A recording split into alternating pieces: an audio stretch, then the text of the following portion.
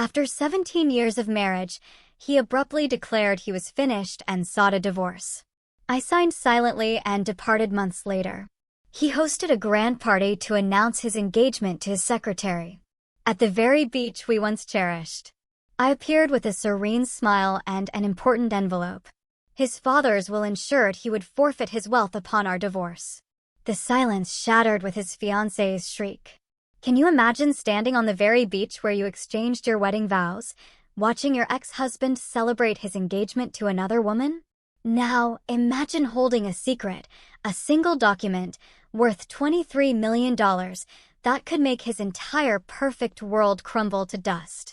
That was me, stepping onto Malibu Beach, heels sinking into the sand, ready to deliver the most poetic, brutal justice I could ever have dreamed of. He just didn't know it yet. I adjusted my sunglasses, the gentle ocean breeze playing with the hem of my dress, and started walking toward the sparkling white pavilions. But before we get to that moment of glorious, quiet reckoning, I need to tell you how I got there. How I ended up on that sand, holding the power to utterly destroy everything Austin valued. It all started about 3 months earlier, long before the divorce papers arrived, long before I even knew about Olivia. I was still playing the role, the perfect corporate wife. Our life ran on an invisible schedule I'd memorized like scripture. Thursdays meant salmon dinner at 7:30 sharp. Austin would walk through the door at 7:15, just enough time to change, scan his emails, and then, rigid as ever, sit down at the table. That particular Thursday, though, that was our last one as a married couple, even if I didn't know it yet. I noticed his new cologne before I even heard his footsteps. For 15 years, he'd worn the same woody scent I'd bought him.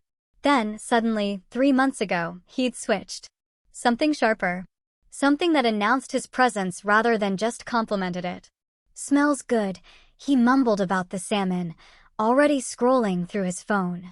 A text made him smile, just slightly, before he caught himself. His face snapped back to that familiar mask of professional indifference. I'd spent the entire afternoon preparing for the Harrison Foundation Gala, our law firm's premier charity event. 3 hours on the phone with vendors. Another 2 hours revising the seating chart to keep warring partners separated. 40 minutes memorizing the names of new associate spouses, their kids, their dogs' names, probably. Austin, of course, would show up at the last minute, deliver a speech I'd helped him write, and then soak up all the praise for an event he'd barely spared a thought for. "Did you remember that Susan Harrison's daughter just got into medical school?" I asked, placing his water glass exactly 2 inches from his plate, just the way he liked it.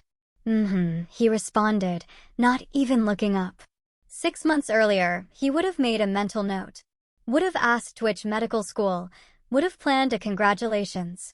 These carefully maintained relationships were the bedrock of his career, how he'd climbed from junior associate to senior partner. Now, they seemed beneath his notice. The warning signs had started small, barely perceptible. First, the gym membership. This was Austin, remember? The man who'd spent our entire marriage mocking men who wasted billable hours exercising. Then, suddenly, he was leaving the house at 5:30 a.m. for workouts.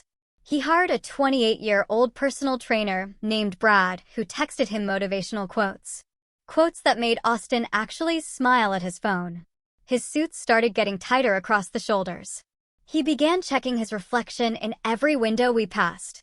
Then came the business trips that didn't quite align with his cases. The receipt from Lou Bernardine that fell from his pocket when he'd supposedly been at a partners meeting. The unexplained charges at jewelry stores on our credit card statement. Each piece of evidence felt like finding a single puzzle piece without knowing what picture it belonged to. Just, something was off. William, Austin's father, actually noticed before I did.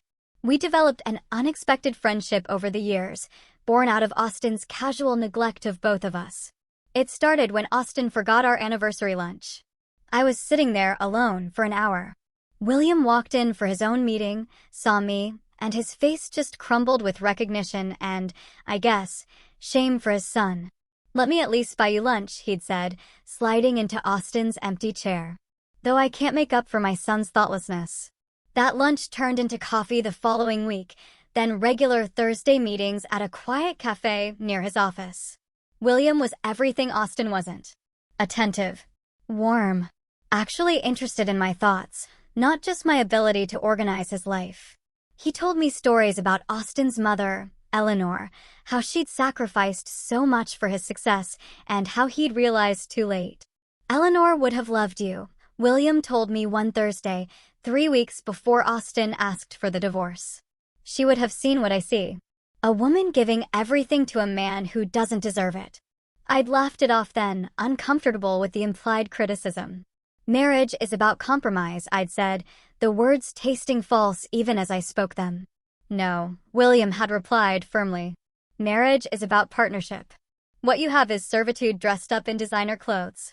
And those designer clothes were another sign, you know? Austin had suddenly decided my wardrobe needed updating. Not for me, of course, but for how I reflected on him. Out went the comfortable, classic pieces I'd worn for years.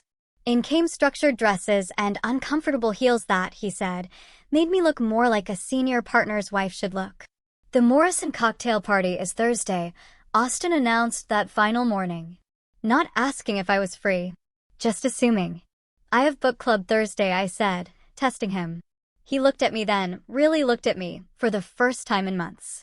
His expression was this mild irritation, mixed with surprise, as if the furniture had suddenly spoken. Cancel it, he said simply. This is important. Everything Austin did was important. Every meeting, every dinner, every golf game that might lead to a new client. My book club, my friends, my interests. These were just obstacles to be managed, not priorities to be considered. Standing here now at his engagement party, watching him laugh with his senior partners, his hand possessively on Olivia's waist. I finally realized those 17 years hadn't been a marriage. They'd been an elaborate performance where I'd memorized my lines so well that I'd forgotten I was acting. The manila envelope in my hand wasn't just about revenge. Or money. It was about finally stepping off the stage I'd been performing on and watching the entire theater collapse without its most essential support. The white pavilions fluttered in the ocean breeze as I approached the gathering. But my mind pulled me back to that Thursday evening, 3 months ago, when everything shifted. I can still hear the mechanical precision of plates sliding into the dishwasher rack.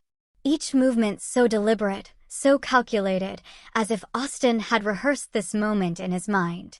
The kitchen felt smaller that night, the walls pressing in as he spoke, without even turning around. I'm done, Kay. I want a divorce. 5 words. Delivered to the back of his head. I'd been holding a glass of Malbec, and I remember watching the wine tremble, tiny ripples disturbing its surface. The refrigerator hummed louder than usual. Or maybe the silence between us just amplified every sound. There was a water stain on the ceiling I'd never noticed before, shaped exactly like a question mark, and I focused on it while my marriage dissolved in the space between the dishwasher and the kitchen island. That's it. My voice had come out steady, which seemed to surprise both of us. 17 years, and you're done? Austin finally turned then, wiping his hands on the dish towel with the same methodical care he applied to everything. His expression was closed off. Professional. The face he wore for difficult client meetings. We both know this hasn't been working, he said, folding the towel into a perfect square. It's better to be honest about it. The conversation lasted exactly 12 minutes. I know because I watched the microwave clock the entire time, green numbers marking the systematic destruction of everything we'd built. Austin outlined his plan with the efficiency of a corporate merger. He'd already consulted a lawyer. Already found an apartment. Already calculated the division of assets. The sheer precision of it told me this wasn't a sudden decision. This was months of planning, delivered in minutes. Over the next 2 weeks, Austin dismantled our life with surgical precision. He packed only when I was at the grocery store on Tuesday mornings or during my Thursday book club. I'd come home to gaps in the closet. Empty spaces where his shoes had been, hangers swaying slightly as if disturbed by ghosts. He took his grandfather's Rolex, but left the watch I'd given him for our 5th anniversary. He packed his law books, but abandoned the novels we'd read together in our early years. The wedding ring appeared on the bathroom counter on a Wednesday morning, placed beside his electric toothbrush like an afterthought. No note. No ceremony. Just a circle of platinum catching the morning light. I picked it up and felt its weight, remembering how he'd fumbled putting it on my finger at our beach ceremony, his hands shaking with what I thought was emotion. But now, I wondered if it was just performance anxiety. I moved to the guest room, unable to face the indentation his body had left on his side of our bed. But his presence lingered everywhere. Dark hairs in the shower drain I couldn't bring myself to clean. The smell of his aftershave clinging to the bathroom towels. The coffee mug he'd used that final morning, still sitting in the sink, because washing it felt like erasing him completely. Our neighbor, Janet, pretended not to notice when Austin's BMW stopped appearing in the driveway. She'd wave at me while walking her terrier, her smile tight with the discomfort of witnessed failure. The mailman started leaving packages on the doorstep without knocking, as if divorce might be contagious. Even the house seemed to exhale differently, expanding into spaces Austin had occupied, testing its new dimensions. The divorce papers arrived on a Tuesday, exactly 2 weeks after Austin's announcement. The courier was young, maybe 25, and his discomfort was palpable as he asked for my signature.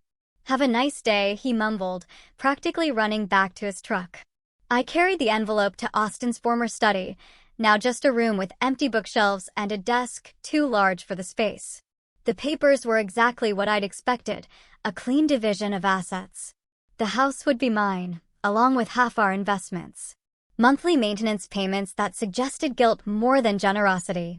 23 pages, reducing 17 years to line items and subclauses. My sister Sarah called while I was reviewing page 12. "Fight him," she said, without preamble. "Get a lawyer.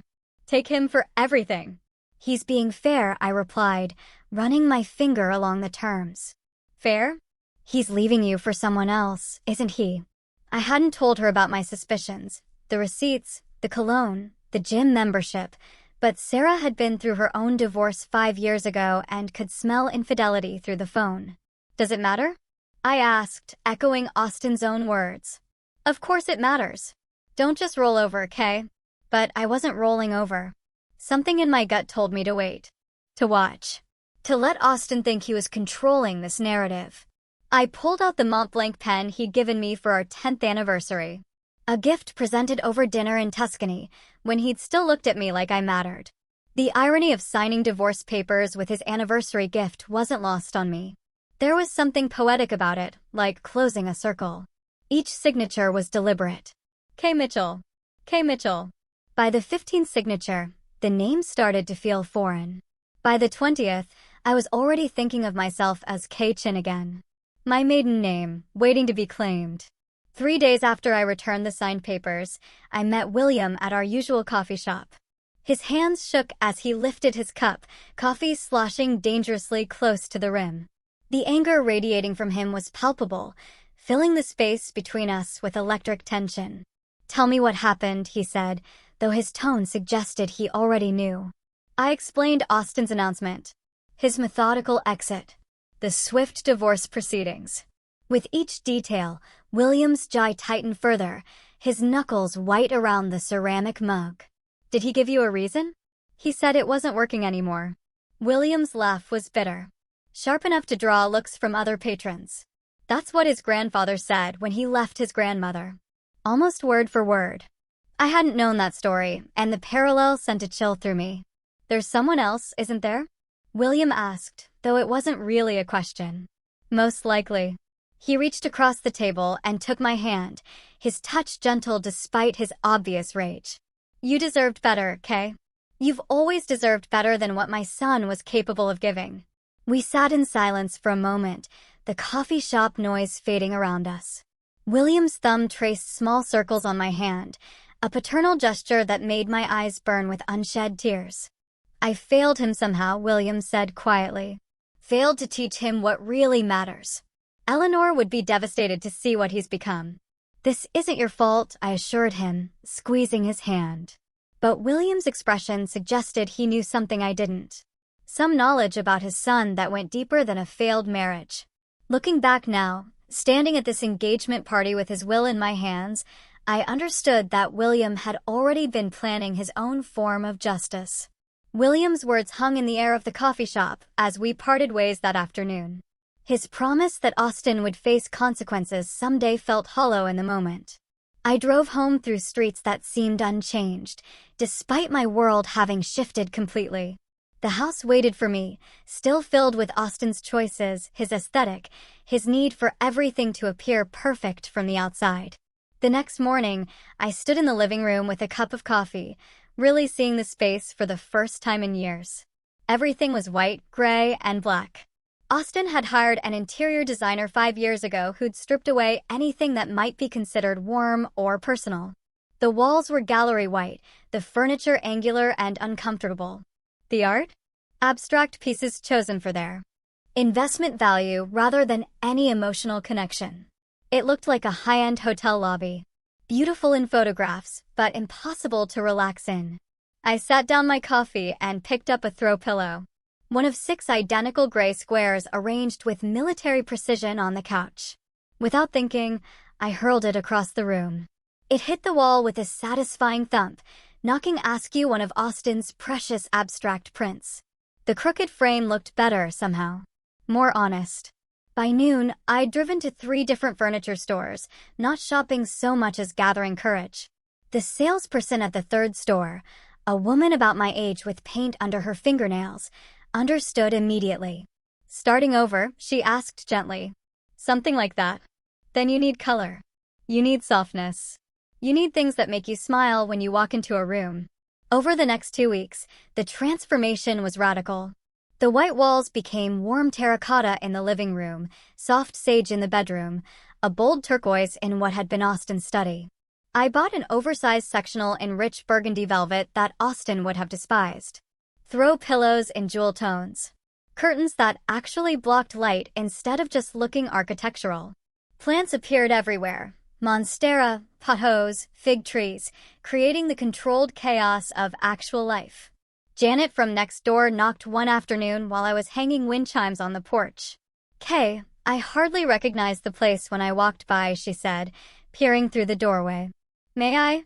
I led her inside, watching her expression shift from polite interest to genuine surprise. "It's so warm now," she breathed, running her hand along the new chenille throw draped over the couch.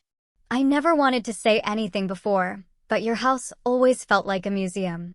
Beautiful, but don't touch anything." That was the point, I think, I admitted.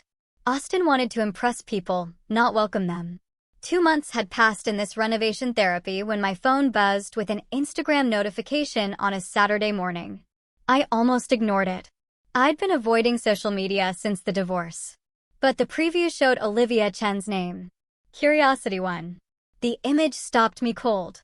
There was Austin, tanned and smiling, on the beach at Malibu. Our beach. The place where we'd exchanged vows 17 years ago, where we'd returned for anniversaries until he'd become too busy. Olivia's left hand rested on his chest, displaying a diamond ring that caught the sunset light. The caption read, "He proposed at sunset. Can't wait to celebrate with everyone at our engagement party this weekend. Same perfect spot where love found us." My coffee mug slipped, catching the edge of the counter before I studied it. The comments were already flooding in, heart emojis, congratulations, colleagues from Austin's firm celebrating the happy news. The timestamp showed the photo was posted an hour ago. But when had the actual proposal happened? I did the math quickly. We'd been divorced for exactly 10 weeks. Which meant Austin had been planning this new future while still sleeping beside me. I scrolled through Olivia's profile with the focus of a detective. There, 3 months ago, a photo from a San Francisco conference. Life, she'd captioned it. But I remembered that weekend. Austin had gone to San Francisco for depositions. Had called me from his hotel to say goodnight. In the corner of Olivia's photo, I could see a man's watch on the nightstand. Austin's Rolex. 4 months ago, a picture of her at a restaurant. I recognized Lou Bernardine. The receipt I'd found in Austin's pocket. She'd photographed her dessert, but in the reflection of a spoon, I could make out Austin's profile. 5 months ago, wearing a necklace I'd never seen before, one that matched charges on our credit card statement I'd questioned. Austin had claimed it was a client gift he'd forgotten to expense. The pattern was clear. While I'd been managing his life, planning his dinners, maintaining his image, he'd been building a completely different existence with a woman half his age. But it was the ring that made me grab my phone and dial a number I hadn't used in years. "Aunt Helen," I said when Austin's mother's sister answered. "It's Kay. I need to ask you something about Eleanor's jewelry collection." Helen had never liked Austin, had been vocal about it at family gatherings until Austin stopped inviting her. "What about it, dear?" she asked, her voice warming despite the years of distance. "The emerald-cut diamond ring with the Art Deco setting. Austin said it was lost when you moved Eleanor's things." There was a long pause. "Lost? That ring has been in the family for 90 years. Eleanor specifically wanted it saved for." She stopped. "Why are you asking?" I texted her the photo of Olivia's hand. The silence stretched so long I thought we'd been disconnected. "That's it," Helen said, her voice shaking with anger. "That's Eleanor's mother's ring. Austin told me he was having it reset for your anniversary. That was 8 months ago. 8 months. 8 months before the gym membership. Before the new cologne. Before any signs I'd noticed. He'd been planning his exit while I was still believing in our future." I was sitting in my newly colorful living room, still processing this timeline of deception, when the doorbell rang at 7 that evening. Through the peephole, I saw William standing on my porch, his face drawn and serious, holding what looked like documents against his chest. "I'm sorry to come by so late," he said when I opened the door. "But there's something you need to know." He paused in the entryway, his eyes taking in the transformation. The white walls were gone, replaced with warm earth tones. The uncomfortable modern furniture had given way to pieces that invited you to sit, to stay, to actually live in the space. "You've made it a home again," he said softly, running his hand along the restored wooden banister I'd uncovered beneath Austin's industrial metal edition. "Eleanor would have loved this." "What did you need to tell me?" I asked, though something in his expression made my pulse quicken. He pulled a manila folder from inside his coat, his hands trembling slightly as he held it out to me. 8 years ago, after Eleanor passed, I made some changes to my will. I've been waiting for the right moment to tell you about them." William's expression held something deeper than just anger about the divorce, a weight that made the air between us feel charged with unspoken knowledge. He pulled a folded document from his inner jacket pocket, his movements careful and deliberate, as if he were handling something precious and dangerous simultaneously. The paper trembled slightly in his weathered hands as he spread it on the coffee table between us, pushing aside our barely touched cups. 8 years ago, after Eleanor passed, I made some changes to my estate planning, he began, his voice low enough that I had to lean forward to hear him. I was watching Austin, even then, seeing patterns that disturbed me. The way he treated you at Eleanor's funeral, more concerned about the reading of her will than comforting anyone. The way he calculated the value of her jewelry before her body was even cold. The highlighted section seemed to pulse on the page, yellow marker bleeding through the legal text. William's finger, steady despite his earlier shaking, pointed to a paragraph dense with terminology. I read it once, the words sliding past without meaning, my brain refusing to process what seemed impossible.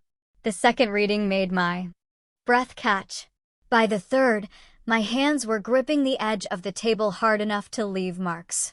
In the event that my son, Austin James Mitchell, initiates divorce proceedings against his spouse, Kay-Chin Mitchell, without documented evidence of adultery on her part, all inheritance rights shall be forfeit.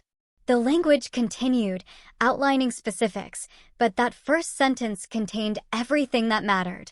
"This can't be legal," I whispered, looking up at William's grim face.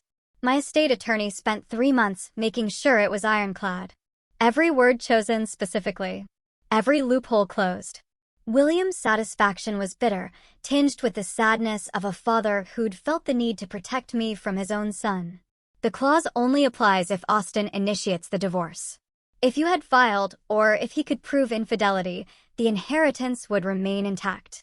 My mind raced, calculating dates and timelines. Austin had filed for divorce exactly 2 weeks after his announcement, his name on every document as the petitioner. No mention of adultery. No accusations of misconduct. Just irreconcilable differences and a swift division of existing assets. He'd been in such a hurry to move forward with Olivia that he'd never considered there might be consequences beyond our current bank accounts. "How much are we talking about?" I asked, though part of me already knew it would be substantial. William had built his investment firm from nothing, had patents from his engineering days, owned properties across California. "The current valuation is approximately $23 million, William said, his tone matter-of-fact despite the astronomical figure. That includes the investment portfolio at around $15 million. The commercial properties in downtown Los Angeles worth $6 million. The family business shares and various other assets, including Eleanor's art collection, $23 million. The number felt abstract. Impossible. Austin had grown up expecting this fortune, had built his entire life around the certainty of inheriting his father's empire. Every career move, every calculated relationship, every sacrifice he demanded from me had been in service of maintaining his position as sole heir. "He's never read it," William continued, a note of disgust creeping into his voice. "I've asked him multiple times over the years to review the estate documents, to understand his responsibilities. He always brushed it off, said he trusted me to handle things fairly. What he meant was, he assumed everything would automatically flow to him." My phone buzzed on the table. An Instagram notification. Olivia Chin had tagged Austin in another post. This time, a photo of wedding venues. The caption read, "Narrowing down our dream location. Can't wait to start our perfect life together." The casual cruelty of it, the public display of their relationship while our divorce ink was barely dry, made my stomach turn. William saw my screen, and his jaw clenched. "The engagement party is this Saturday at Malibu Beach," I said, my voice quiet. "She sent me an invitation. Can you believe that? To the same beach where you and Austin married." The poetic cruelty of it was breathtaking. Austin proposing to his secretary at the site of our vows, erasing 17 years with a new promise in the same sand where we'd stood, barefoot and full of hope. But now, with this document between us, the location took on new meaning. It would be the place where Austin's carefully constructed future would collapse. "I should be there," I said slowly, the plan forming even as I spoke. "To deliver this information."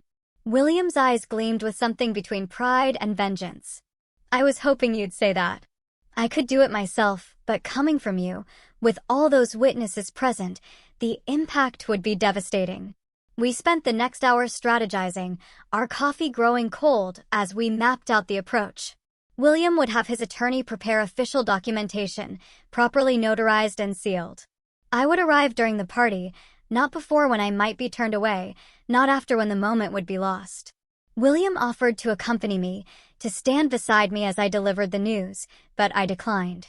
"This is something I need to do alone," I explained, and he understood. This wasn't about requiring support or protection. This was about standing on my own 2 feet and watching Austin realize that the docile wife he discarded held the power to dismantle everything. That evening, I stood before my closet, selecting each piece of my outfit with military precision. The white sundress that moved like water, suggesting grace rather than grief. Austin had always preferred me in dark colors, professional blacks and grays that wouldn't draw attention from him. The flowing white fabric would make me impossible to ignore. My mother's gold jewelry came out of storage. Pieces Austin had deemed too ethnic, too traditional, for his corporate world. The delicate chains and intricate earrings caught the light, each piece a connection to the heritage he'd asked me to minimize. The oversized sunglasses weren't just for mystery, but for control. Whatever emotions I might feel walking onto that beach, they would remain hidden behind designer frames. I practiced in front of the mirror. Not just my walk, but my entire demeanor. The slight smile that suggested confidence without aggression. The way I would hold the envelope, casual but visible. The tone I would use, pleasant and calm, as if discussing the weather rather than destruction. This would be the performance of my lifetime. 17 years of playing Austin's perfect wife, transformed into one moment of perfect justice. William called that night to confirm everything was arranged. The attorney will have the official letters ready for Monday delivery to Austin's office, he said.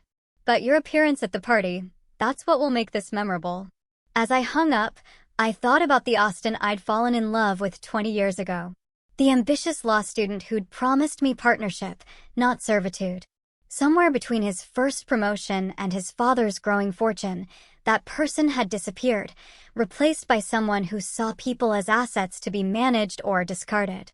Saturday wouldn't just be about revealing the will's clause. It would be about showing Austin that the asset he discarded had been the one keeping his future intact. Saturday morning arrived with the kind of crystalline California sunshine that made everything look like a film set. I drove toward Malibu with the windows down, letting the salt air tangle my carefully styled hair, knowing I could fix it when I arrived. The envelope sat on the passenger seat, its corners perfectly sharp, the weight of it somehow heavier than paper should be. My phone showed 3 missed calls from my sister Sarah, but I couldn't talk to anyone right now. This moment required complete focus. The beach parking lot was already crowded with luxury vehicles when I arrived at 4:30. Mercedes, BMWs, a few Teslas, and Austin's precious new Porsche, positioned prominently near the entrance. I parked my modest Honda between a Range Rover and an Audi, remembering how Austin used to complain about my car not fitting his image. Today, that simplicity felt like strength. The transformation of the beach was remarkable in its extravagance. White silk pavilions dotted the sand like expensive mushrooms, each one perfectly positioned to catch the ocean breeze without collapsing. The main tent stretched across what must have been 40 feet of beach, its peaks reaching toward the sky in architectural defiance of nature. Beneath it, round tables draped in cream linens held centerpieces of white orchids and pale blue hydrangeas, each arrangement probably costing more than most people's weekly groceries. I recognized the caterer immediately. Maison Blanc had done our 10th anniversary party. The owner, Marie, greeting me personally back then, complimenting my menu choices. Now her staff moved efficiently through the space, carrying trays of champagne and delicate canapés that, I knew without tasting, would be perfect. The string quartet was setting up near the waterline, and as they began their sound check, the opening notes of Pachelbel's canon drifted across the sand. Our wedding song. The same arrangement we'd used 17 years ago, when I'd walked barefoot through the same sand toward a younger Austin who'd cried when he saw me. The florist was another familiar face. David from Botanical Dreams had created our wedding arrangements, understanding instinctively that I wanted wildness, contained, rather than formal structure. Now his team was placing the final touches on arrangements that looked nothing like what we'd chosen together. These were Olivia's choices. All rigid lines and controlled beauty. Orchids imprisoned in geometric vases. I adjusted my sunglasses and began walking toward the main gathering, my heels sinking slightly with each step. The sand was already warm despite the ocean breeze, and I could feel eyes beginning to track my movement. The first recognition came from Patricia Hendress, one of the partners' wives, who'd been to our house for dinner at least 20 times over the years. Her champagne glass paused halfway to her lips, her eyes widening behind designer frames. "Kay," she said, loud enough that several heads turned. I smiled warmly. "Patricia, how lovely to see you. You look wonderful." She struggled for words, her gaze darting between me and the main tent where Austin held court. Behind her, I caught sight of Robert and James, 2 junior partners from Austin's firm, who'd spent countless Sunday afternoons watching football in our living room. They exchanged glances, and Robert actually took a step backward, as if my presence might be contagious. The ripple effect began immediately. Conversations halted mid-sentence. Champagne flutes lowered. Heads turned to track my progress across the sand. I recognized so many faces from 17 years of carefully cultivated relationships.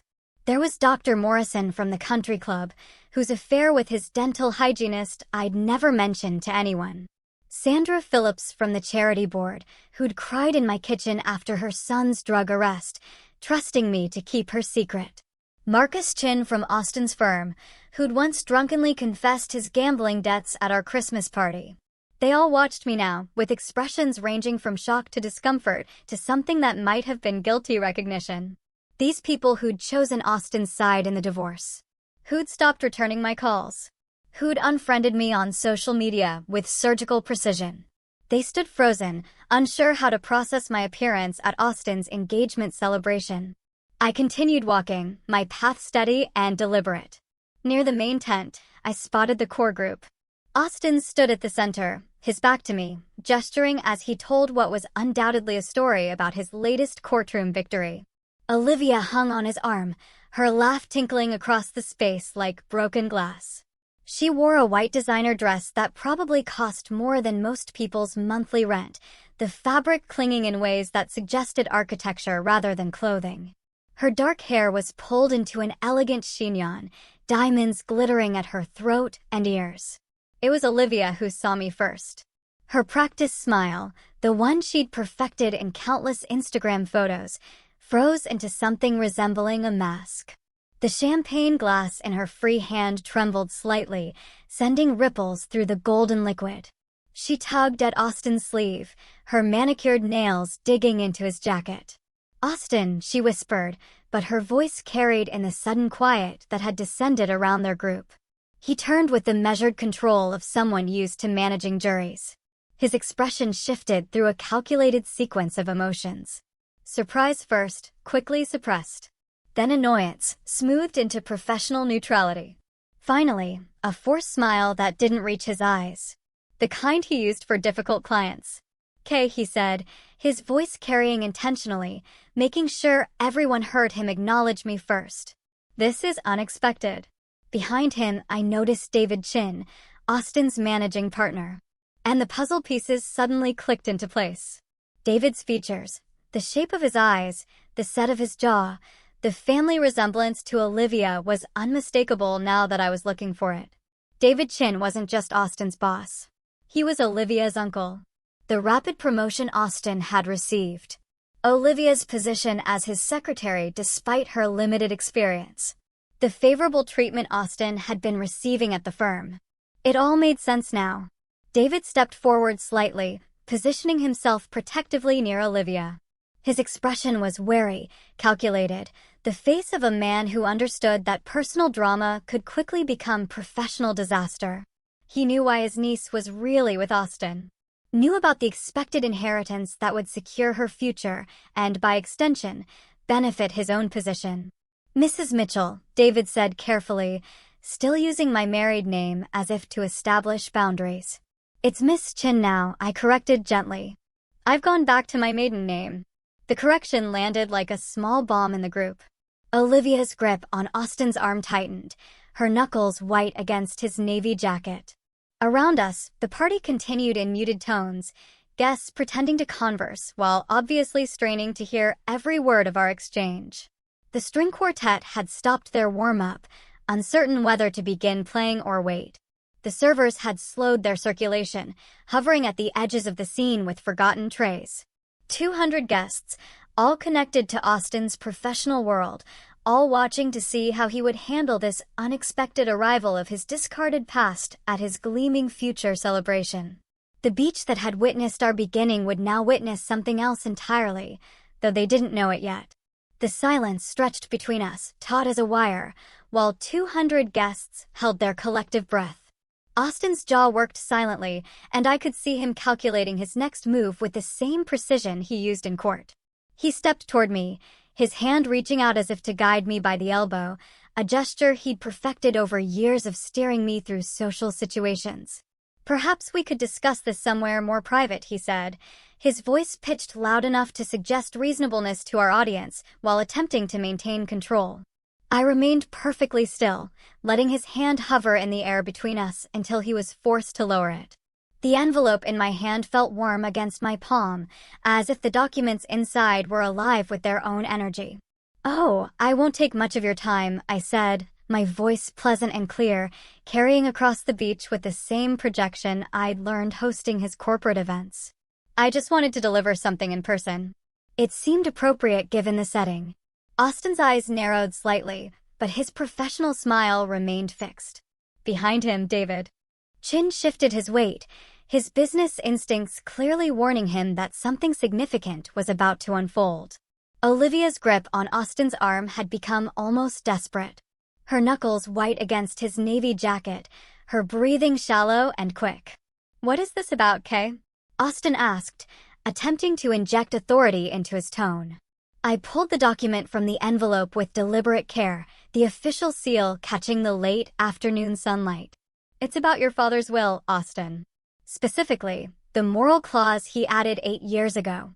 The words landed like stones dropped into still water. Ripples of shock spread through the assembled crowd.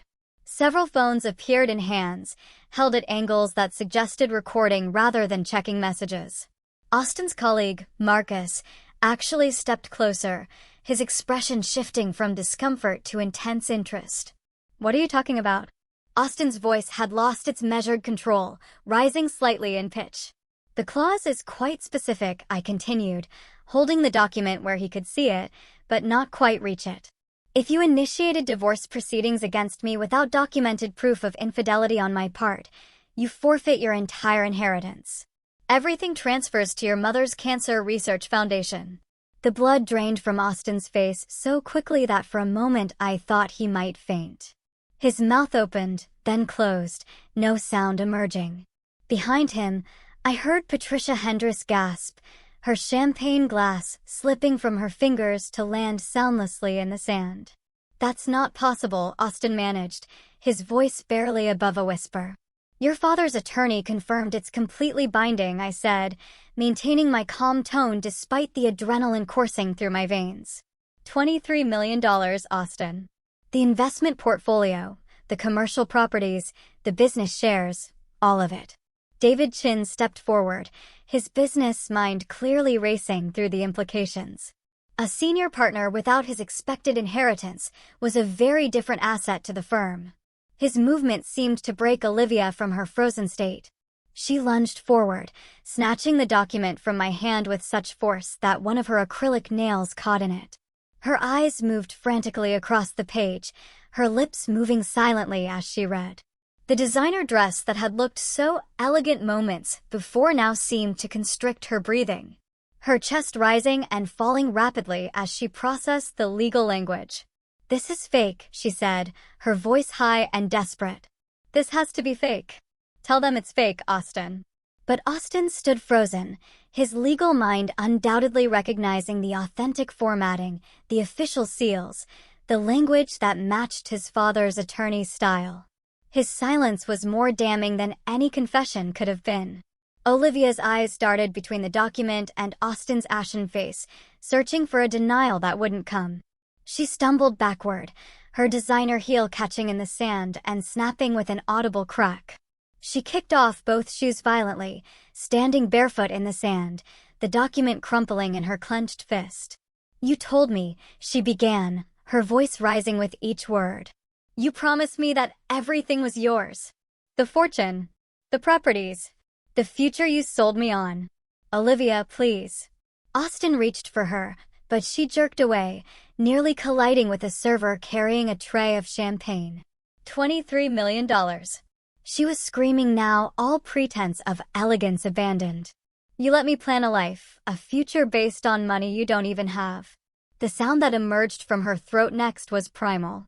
A scream of pure rage that sent the seagulls, which had been peacefully circling overhead, scattering in all directions. Guests stumbled backward, creating an expanding circle around us, their faces masks of shock and barely concealed fascination. Someone's champagne glass shattered against a rock. The sound sharpened the aftermath of Olivia's scream. "You lied to me."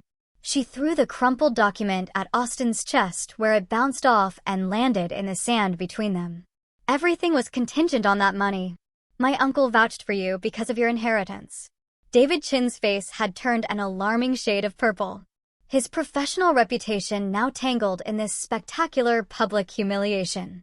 He moved toward his niece, perhaps to quiet her, but she rounded on him with equal fury. "You knew," she accused, pointing a shaking finger at him. "You had to have known something was wrong. You did the background checks when Austin joined the firm." The revelation sent another ripple through the crowd. background checks that had missed a $23 million contingency. The other partners from Austin's firm exchanged meaningful glances, their faith in David's judgment visibly crumbling. Austin finally found his voice, reaching for Olivia again. "We can talk about this. There might be ways to contest." "Contest?" Olivia laughed, but the sound was hollow, bitter. "With what money? He just became worthless to me, to the firm, to everyone here." She grabbed her purse from a nearby table, knocking over a centerpiece in the process. Water and orchids spilled across the white linen, creating a spreading stain that looked like surrender. The string quartet had long since stopped playing, their instruments held uselessly as they watched the drama unfold. The caterers stood frozen with their trays, unsure whether to continue service or retreat entirely. "The notification from William's attorney will arrive at your office Monday morning," I said into the chaos, my voice cutting through the murmurs and gasps. "I thought you deserved to hear it first, considering the circumstances." Austin turned to me then, his eyes holding a mix of rage and something that might have been grudging respect. He'd been outmaneuvered. Not by aggressive tactics or legal warfare, but by his own arrogance and assumptions. The paradise he'd built with Olivia on this beach that held our history had crumbled in less than 5 minutes. Around us, the perfect engagement party continued its collapse. Olivia was stumbling toward the parking lot, her uncle hurrying after her, their raised voices carrying back on the ocean breeze. Guests were already pulling out phones, not even pretending to be discreet as they texted and called, spreading the news through Los Angeles's legal community like wildfire. Austin stood alone in the center of what had been his triumph, surrounded by the debris of his ambitions. I turned from Austin's frozen figure and began my walk back across the sand, each step deliberate and measured. The white sundress moved around my legs with the ocean breeze, and I could feel the weight of 200 pairs of eyes following my progress. My heels sank deeply into the sand with each step, leaving perfect impressions that the incoming tide would soon erase. But for now, they marked my path away from 17 years of marriage and toward something I couldn't yet name. The crowd parted as I approached, creating a corridor through their expensive clothes and shocked faces. Patricia Hendress reached out as if to touch my arm, then thought better of it, her hand dropping to clutch her pearls instead. Robert from Austin's firm actually nodded at me, a gesture somewhere between respect and acknowledgement, as if he'd just witnessed a masterful closing argument in court.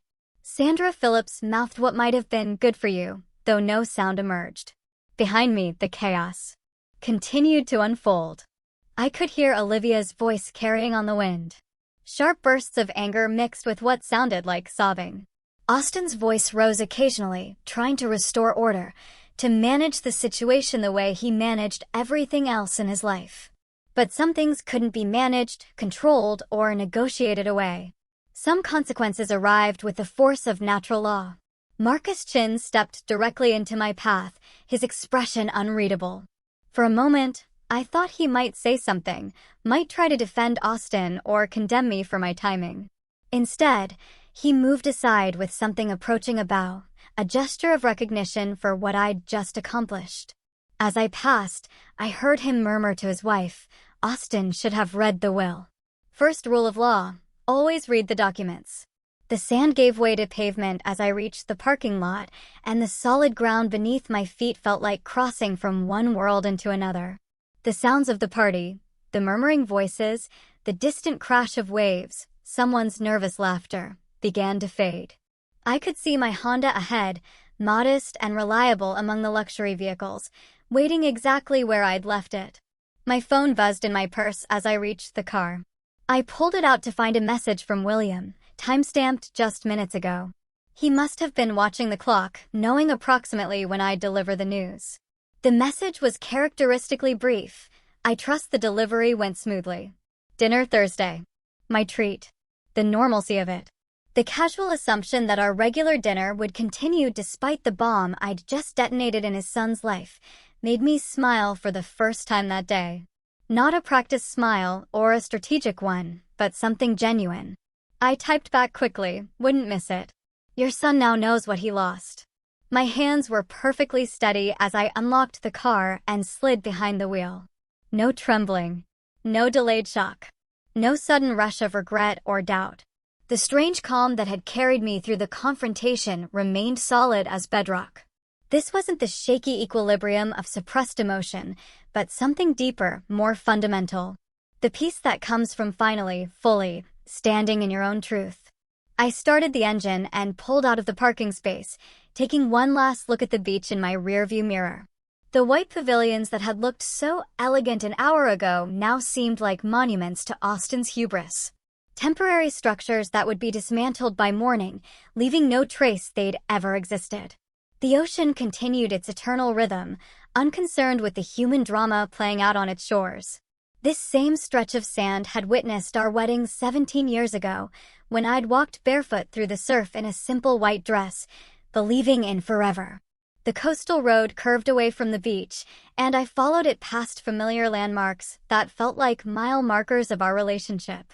There was Ocean View Restaurant, where Austin had proposed down on one knee with a ring he'd chosen without consulting me, so certain I'd say yes that he'd already made reservations for our engagement party. The Seafoam Inn, where we'd spent our wedding night, where he'd carried me across the threshold, with promises of partnership and equality that had evaporated like morning mist. Each location I passed felt like shedding another layer of the past, leaving it behind on this stretch of California coastline. The woman who'd driven to the beach an hour ago, carrying an envelope and 17 years of accumulated hurt, wasn't the same one driving away. That woman had been defined by her relationship to Austin, as wife, as support system, as the silent foundation of his success. This woman, the one gripping the steering wheel with steady hands, was just Kei-chin. No suffix required. The highway opened up before me, and I pressed the accelerator, feeling the Honda respond eagerly. There was something profound in this moment that had nothing to do with Austin's financial destruction or Olivia's public humiliation. It wasn't about the money he'd lost or the consequences he'd face Monday morning when William's attorney made everything official. The truth was simpler and more complex simultaneously. Revenge, I realized, wasn't about actively destroying someone. It wasn't about planning their downfall or orchestrating their humiliation. True revenge was simply stepping back and allowing someone's own choices to play out, without the safety net they'd taken for granted. Austin had built his new life on a foundation of assumptions. That his inheritance was guaranteed. That I would remain the quiet, accommodating ex-wife. That his father would never hold him accountable for his choices. He'd been wrong on all counts, but the wrongness wasn't my doing. I hadn't created the clause in William's will. I hadn't forced Austin to file for divorce. I hadn't made him chase after his secretary or lie about his secured fortune. All I'd done was deliver information he should have known, at a moment when that information would have maximum impact. The rest was simply consequence following cause, as natural and inevitable as waves following the pull of the moon. Traffic was light heading back toward the city, and I found myself thinking about the Thursday dinners with William that would continue. The redecorated house waiting for me. The painting classes I'd enrolled in for next month. Life would go on, fuller somehow, for having shed the weight of Austin's expectations and demands. The future, which had seemed so uncertain when he'd announced his desire for divorce, now stretched ahead with possibility. My phone buzzed again with text messages, from Sarah, from friends who'd already heard through the lightning-fast gossip network, from numbers I didn't recognize. I ignored them all. There would be time for conversations and explanations later. For now, I drove toward the sunset with the windows down, my hair whipping in the wind, the taste of salt and freedom on my lips. The sunset painted the sky in shades of orange and pink as I pulled into my driveway. The automatic response of checking my phone finally winning over my desire for continued silence. 43 messages waited, but I scrolled past most of them, stopping only at one from Marcus Chin, sent just 30 minutes after I'd left the beach. Austin trying damage control. Partners meeting called for Monday morning. David Chin recusing himself from all decisions regarding Austin's position. Thought you should know. Monday arrived with a kind of dramatic flair Austin would have appreciated in his old life. According to Patricia Hendress, who called me that afternoon, unable to contain herself, William's attorney had arrived at the law firm at precisely 9 a.m., requesting to see Austin in the presence of the senior partners. The envelope he delivered contained not just notification of the inheritance forfeiture, but copies of all relevant documentation, authenticated and notarized, leaving no room for interpretation or hope. Austin just sat there, Patricia reported, her voice hushed with the thrill of witnessed downfall. He didn't say a word for 5 full minutes. Then he asked to be excused and left the building. Security had to box up his office because he never came back. The Cancer Research Foundation that had been Eleanor's passion project released a statement that Tuesday, thanking the Mitchell family for their generous contribution while carefully avoiding any mention of the circumstances. $23 million would fund research for years, would save lives, would create something meaningful from the wreckage of Austin's choices. Eleanor would have appreciated the irony, her son's selfishness transformed into selfless good. By Wednesday, Olivia Chin had vanished from Los Angeles entirely. Movers arrived at Austin's apartment while he was meeting with attorneys, packing her belongings with the efficiency of people paid to not ask questions. She'd left the engagement ring on the kitchen counter, with no note. The diamond catching morning light through the window, beautiful and worthless now that its promise had evaporated. Her Instagram account disappeared. Her LinkedIn updated to show a position with the firm's Tokyo office, as far from the scandal as geography allowed. David Chin's response was equally swift and merciless. He issued an internal memo distancing himself from his niece's personal decisions and Austin's unfortunate circumstances, making it clear that nepotism had played no role in any firm decisions. The fact that everyone knew this was untrue didn't matter. The appearance of propriety had to be maintained. Austin's cases were redistributed within days. His name removed from the partnership listings. His parking space reassigned to a younger, hungrier associate who still believed in forever. The gossip mill churned through the story with voracious appetite. Each retelling added new details, some true, most embellished. By the end of the week, the story had morphed into something almost mythical, the discarded wife returning like an avenging angel, the greedy secretary fleeing in shame, the fortune lost to hubris. I heard versions where I'd planned it all from the beginning, where William and I had conspired together, where Olivia had known about the will and gambled anyway. None of them captured the simple truth that consequences follow actions as surely as shadow follows light. Thursday dinner with William continued as if the world hadn't shifted on its axis. We met at our usual restaurant, ordered our usual meals, and talked about everything except Austin. William had aged years and days, the weight of watching his son's destruction evident in new lines around his eyes. But there was also something like peace in his expression. The foundation called today, he mentioned over dessert. They want to name a research wing after Eleanor. She would have loved that, I replied, and meant it.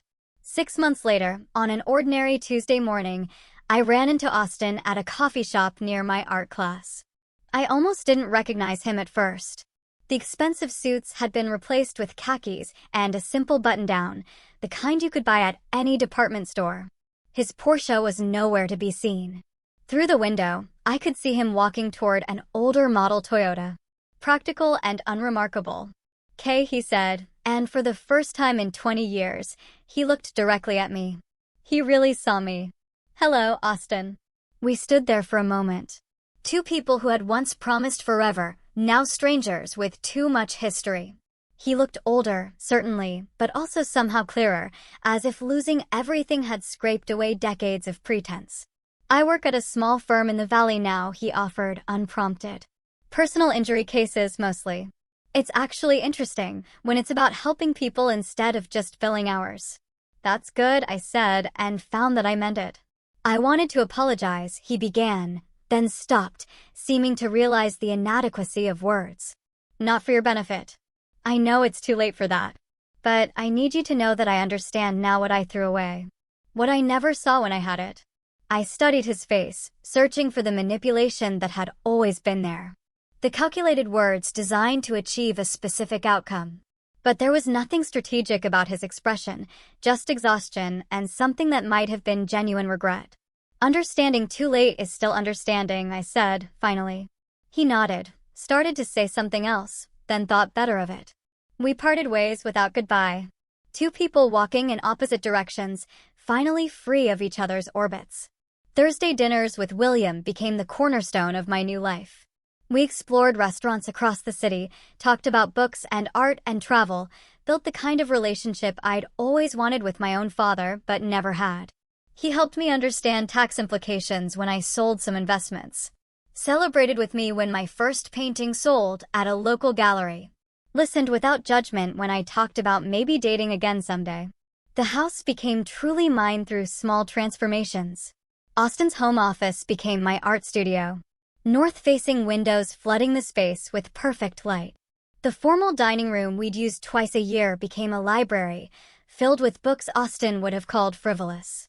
The garden, which had been maintained by services to look perpetually perfect, grew wild with vegetables and flowers that attracted butterflies and bees.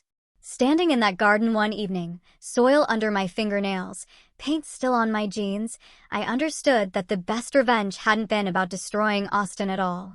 It had been about refusing to be destroyed myself. About walking away from that beach, from 17 years of diminishment, toward a life that was entirely, authentically, unapologetically mine. The woman who had stood at Malibu Beach with an envelope full of consequences had been seeking justice. The woman tending tomatoes in her own garden had found something better. She had found herself. So, tell me, what did you think of Kay's ultimate power move? Have you ever felt that incredible satisfaction of poetic justice playing out, even when you didn't lift a finger to make it happen? Let me know in the comments below. I'm dying to hear your thoughts.